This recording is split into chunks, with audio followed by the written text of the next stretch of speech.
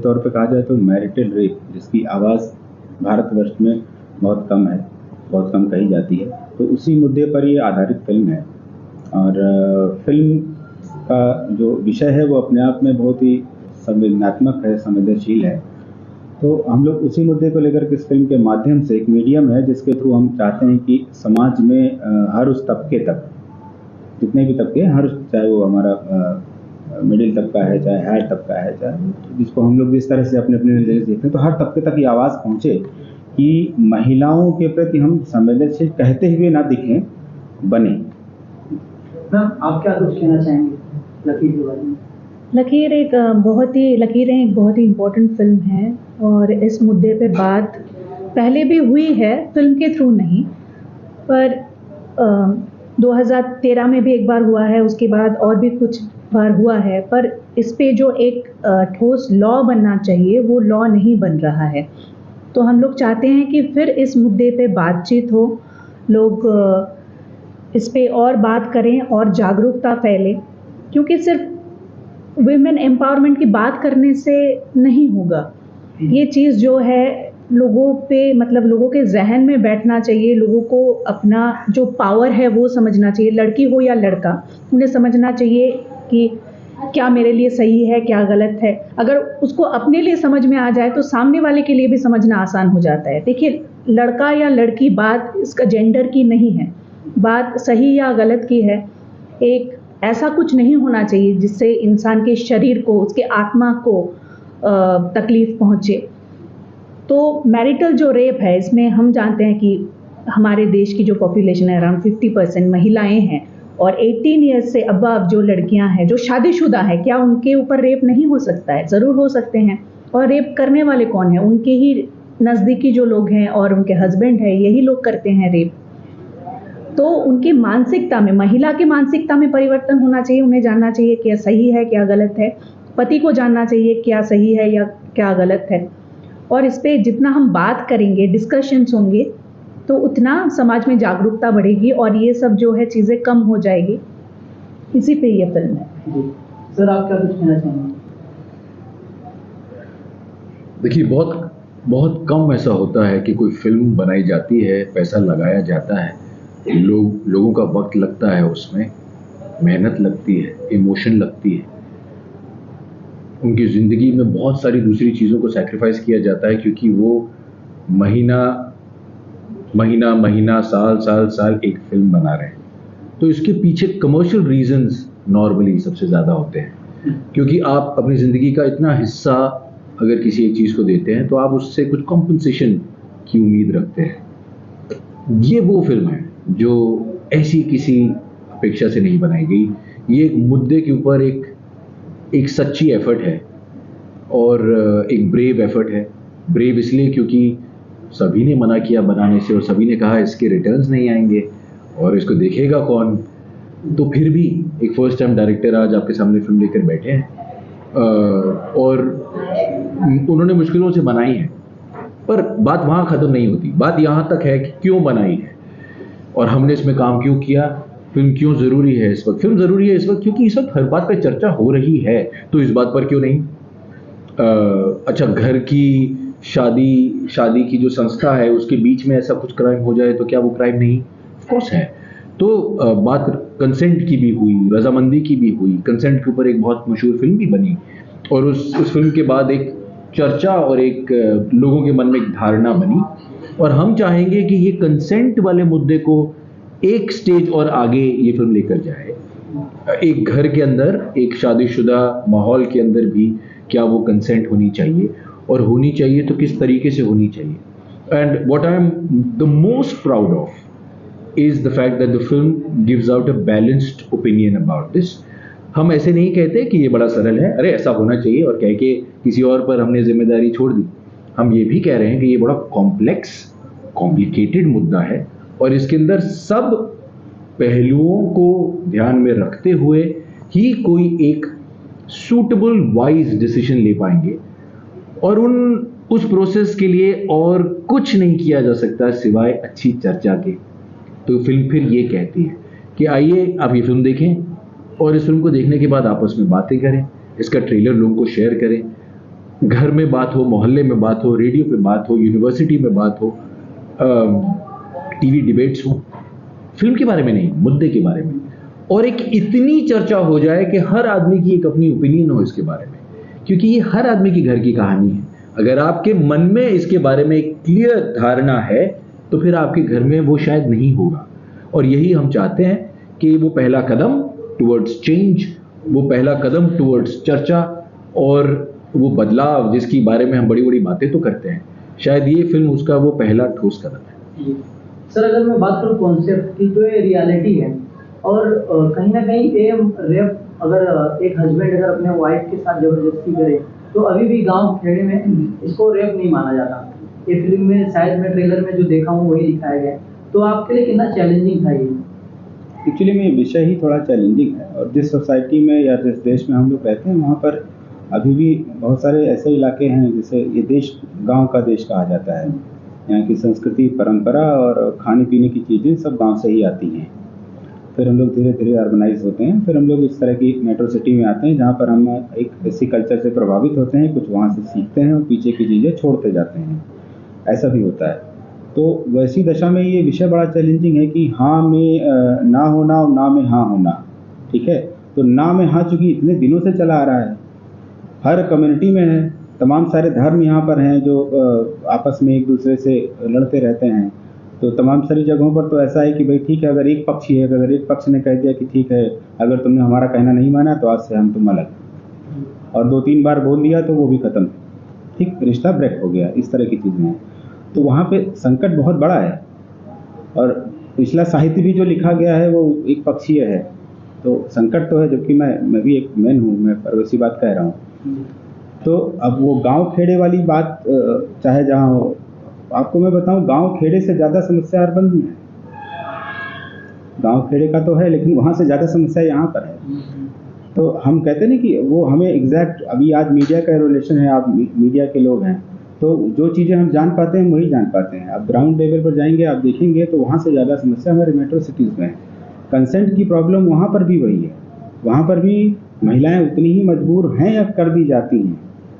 इच्छा और रजामंदी की अगर बात करें तो वो समस्या वहाँ पर मिलती है। और एक छोटा सा आर्टिकल एक आया था टाइम्स ऑफ इंडिया में, तो वहाँ से मेरे दिमाग में आया कि भाई ये कॉन्सेप्ट हो सकता है कि फिर ये धीरे धीरे इतनी बड़ी फिल्म का इसने प्रारूप ले लिया, और इसमें इतने अच्छे अभिनेता गौरव चोपड़ा जी, आशुतोष राणा जी, विदिता वाघ, टिया वाजपेयी, इन लोगों का अभिनय, उसके थ्रू आपको कैरेक्टर और समाज की हर तबके की बातचीत देखने को मिलेगी, है ना, कि किस तरह से लखनऊ या उसके आसपास के कुछ रियल कैरेक्टर्स वो आपको देखने को मिलेंगे कि ठीक है, गांव में होता है तो ऐसे होता है।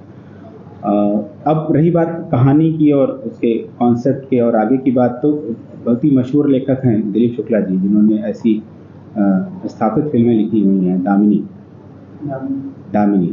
तो वो दामिनी के बाद लकीरें, उन्होंने ऐसा कहा कि दामिनी के बाद हमारा एक दूसरा ऐसा एक स्थापना जैसा काम होगा कि वो लकीरें होगा। ये उनका कहना था, मेरा नहीं है। दामिनी तो बहुत हिट गया था। हाँ जी, तो वो उन्हीं का कहना था कि मैं दामिनी के बाद अगर कोई फिल्म लिख रहा हूँ उस लेवल की, तो वो लकीरें है। उनको वो कॉन्सेप्ट को सुनने के बाद वो उस चीज़ को जी रहे थे, एंजॉय कर रहे थे। फिर कुछ डायलॉग्स जो आपने सबने अभिनीत किया, उसमें उसको जिया, तो उन डायलॉग्स के थ्रू आप लोगों ने भी देखा कि नहीं, वाकई में वो डायलॉग्स में दम है। वो बात गांव से, गांव खेड़े की बात कही ना आपने, गांव खेड़े से शुरू होती है, और मुंबई जैसे शहर की भी बात होती है, वहाँ पे बेंगलोर जैसे शहर की भी बात होती है, जहाँ पे बिल्कुल अर्बन है, बिल्कुल मेट्रो सिटी है, और ऐसा नहीं होता है। तो वो दोनों का मिक्सचर है। और वो शहर लखनऊ, जहाँ आपको शहर भी मिलेगा, गांव भी मिलेगा, पुरानी संस्कृति भी मिलेगी, कल्चर भी मिलेगी, आर्किटेक्चर भी मिलेगा, डांस और म्यूज़िक भी मिलेगा। तो वो सारा मिक्सचर वो आपको देखने को मिलेगा उस फिल्म में। तो मुझे बहुत सारा क्रेडिट दिलीप शुक्ला जी को जाता है कि उन्होंने किस तरह से इस फिल्म का कंस्ट्रक्शन किया। हमारा कॉन्सेप्ट था, कहानी थी, लेकिन उसका कंस्ट्रक्शन किया, उसमें शब्द दिए, डायलॉग दिए, भाव दिए, और वो आपको फिल्म के माध्यम से देखने को मिलेगा। मैम, जब आपको इसका स्क्रिप्ट का ऑफर आया और आपको कहानी सुनाया गया कि ये कहानी पूरा रेप के ऊपर है, ऐसा ऐसा है, तो आपके लिए कितना चैलेंजिंग था इसको सोचने समझने में? आपने हाँ क्यों किया? मुझे लगा था ये फिल्म बहुत ही एक सोशली रेलेवेंट फिल्म है और इस पे बातचीत होना बहुत ज़रूरी है। हम एक मुझे लगा कि ये फिल्म एक नया धर्म युद्ध का आकार ले सकता है। धर्म युद्ध कैसे? इंसान का धर्म क्या है? इंसानियत। हम पुरुष स्त्री इसको भूल के अगर इंसान के बेसिक राइट्स को समझे तो ये समझना बहुत आसान हो जाएगा। औरतें कोई कॉमोडिटी नहीं है, औरत का भी एक शरीर है, उनकी आत्मा है, और जब उनके ऊपर उनके घर वाले, स्पेशली उनका पति जो उनका पार्टनर है, लाइफ पार्टनर, उनका आधा हिस्सा, वो उन पे ऐसे ही जुल्म करते हैं तो उन पे क्या बीतेगी? उस औरत के बच्चे, उसके फैमिली पे भी क्या असर होगा? सोसाइटी ओवरऑल देखे तो सोसाइटी पे क्या असर होगा? तो मुझे लगा इस पे बातचीत होना ज़रूरी है। और महाभारत के युद्ध, द्रौपदी जी को जब उनका वस्त्रहरण हुआ था, वहाँ भी कंसेंट की ही बात थी, है ना? तो ये कहना गलत है कि सिर्फ गांव में ही ये सब होता है, शहर में नहीं होता है। और आजकल की महिलाएं ये सब लॉज सिर्फ मर्दों को एक्सप्लॉइट करने के लिए ही करेंगे, ऐसा देखा गया है। औरतें ससुराल जाते हैं, फिर पैसा लेके, मतलब डिवोर्स फाइल करके एलिमोनी लेके आ जाते हैं। पर हमारे देश में महिलाओं को पहले से ही बहुत सम्मान दिया जाता है। बीच में क्या हुआ पता नहीं, हम औरतों को सम्मान देना भूल गए। इंसान को सम्मान देना भूल गया है।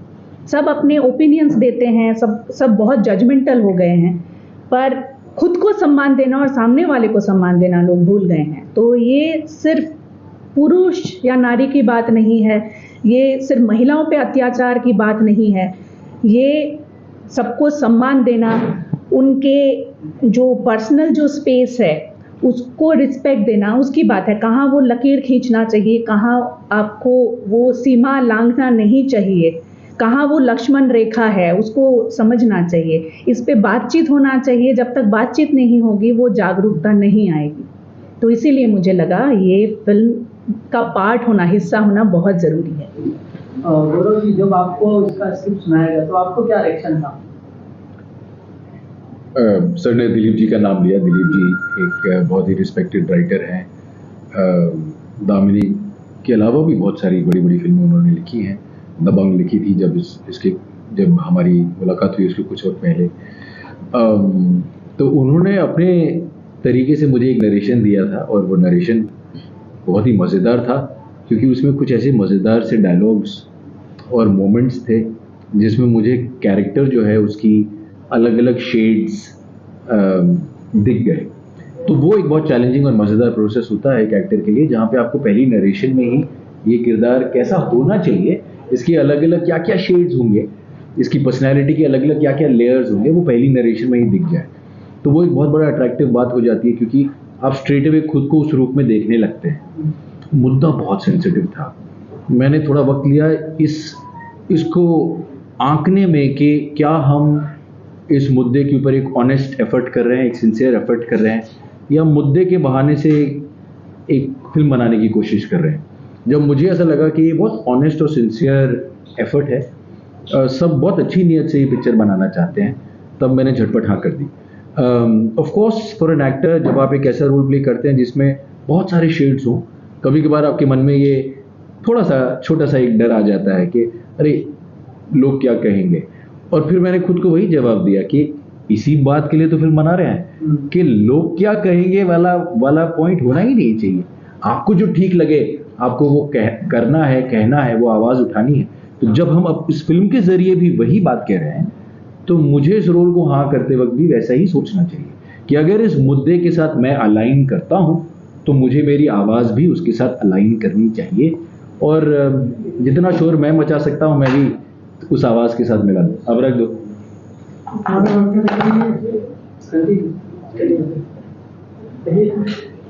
जवाब के बीच में मत किया करो। बस मेरे लिए वही एक बहुत इम्पोर्टेंट बात थी कि फिल्म एक अच्छी नीयत से एक सेल्फलेस मोड में ऑलमोस्ट एक ब्रेव एफर्ट है, कमर्शियल बिजनेस को नकारते हुए एक मुद्दे के ऊपर ऑनेस्टी से बनाई हुई फिल्म। और इसीलिए आप लोगों का साथ बहुत ज़रूरी है।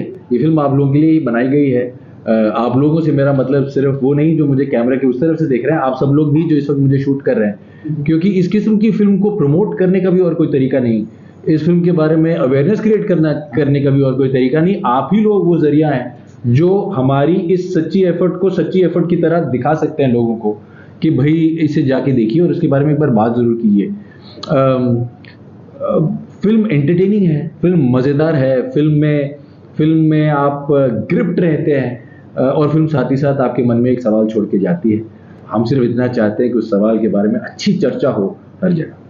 जी सर, साथ ही में आपके किरदार के बारे में जानना चाहूँगा, क्योंकि हर किरदार से कुछ ना कुछ सीखने मिलता है, और इस किरदार से आपको क्या कुछ सीखने मिला, और ऑन सेट आपको ऐसा कौन सा आर्टिस्ट था जिसको देख के लगा कि ये बंदे से कुछ ना कुछ सीखने मिला? नहीं, इस किरदार से मैं ज़्यादा ना ही सीखूं तो अच्छा है।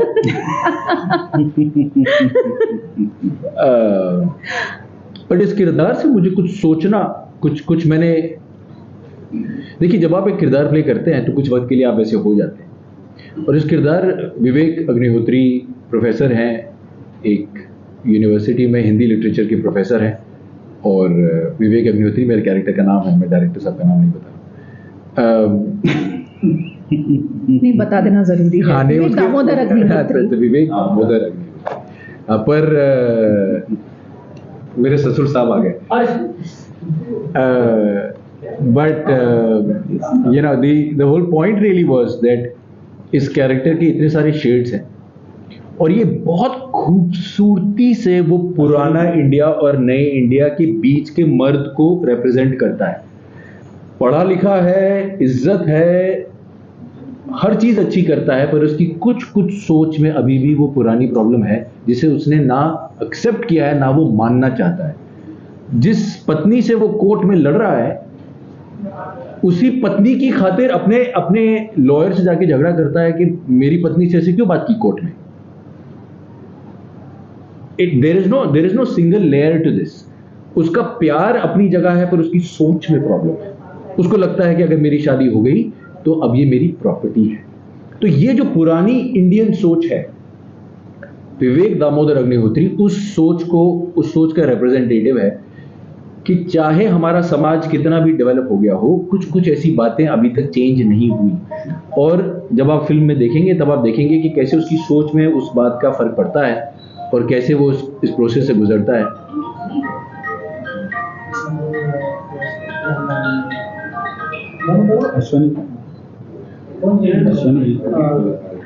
अभी मैं आपके किरदार के बारे में जानना चाहूँगा, किस तरह किरदार निभाया हुआ? गीता विश्वास एक एडवोकेट हैं और साथ में सोशल एक्टिविस्ट भी हैं। बहुत ही स्ट्रॉन्ग कैरेक्टर है, और सबसे स्ट्रॉन्ग जो है उसकी हिंदी है। और इसलिए मैं बता रही हूँ क्योंकि मेरे सारे डायलॉग्स आशुतोष राणा जी के साथ है, और हम सब जानते हैं वो हिंदी के एक दिग्गज ही कह सकते हैं, और उनके जैसे हिंदी बोलना बहुत ही मुश्किल है। हम लोग सब जो हिंदी बोलते हैं ना, करप्ट हिंदी है। हिंदी में वो क्या कहते हैं, हिंदी अंग्रेजी मिला के खिचड़ी लैंग्वेज में बात करते हैं, पर वो एकदम शुद्ध हिंदी में बात करते हैं। तो उनके साथ उसी तरह से और उतने ही कॉन्फिडेंस से एक्टिंग करना मुश्किल था, और बहुत ज़्यादा वैसे मुझे मुश्किल का सामना नहीं करना पड़ा, क्योंकि डायलॉग्स बहुत अच्छे थे, स्क्रीन प्ले और डायलॉग। मेरा कैरेक्टराइजेशन बहुत अच्छा था, इसलिए ज़्यादा मुश्किल नहीं हुई। पर हाँ, कॉन्फिडेंस की कमी आ रही थी, तो आशुतोष जी और दुर्गेश जी और गौरव जी सब ने थोड़ा सा कॉन्फिडेंस बढ़ाया। बाकी मुश्किल नहीं रहा, ऐसे कर लिया मैंने। दुर्गेश जी, आपका किस तरह का जर्नी था, क्या एक्सपीरियंस था? आई थिंक जब दिलीप जी ने फिल्म जब आप लखनऊ से चले और फिर ट्रेन में बैठे और फिर मुंबई आए, और जर्नी में रास्ते में चाय क्या पिए आपने, और हाँ तो अश्विनी जी को जरा बोलिए, अगर हम बात करें हमारी जर्नी की, तो जब फिल्म हमने शुरू किया तो हमें लग रहा था कि ये बहुत बड़ी चुनौती है। और अगर देखा जाए तो बाय प्रोफेशन मैं पहले अध्यापक हुआ करता था, टीचर। बड़ा मुश्किल था मेरे लिए कि दिलीप जी का स्क्रीन प्ले हो और इतने इस तरह के स्थापित अभिनेता उनके अभिनय के आगे मेरा निर्देशन, लेकिन एक जो कॉपरेशन मिला ना ऐसे स्थापित कलाकारों का, तो उस कॉपरेशन के थ्रू, आप सभी के अभिनय के थ्रू हम अच्छे से इस विषय को जज कर पाए और समझ पाए कि इसको अच्छे से हम समाज में ला सकते हैं, और एक कोशिश हमारी पूरी हुई। और विषय भी पहली फिल्म का इतना सेंसिटिव हो, इतना चुनौती भरा हो, तो डर तो होता है।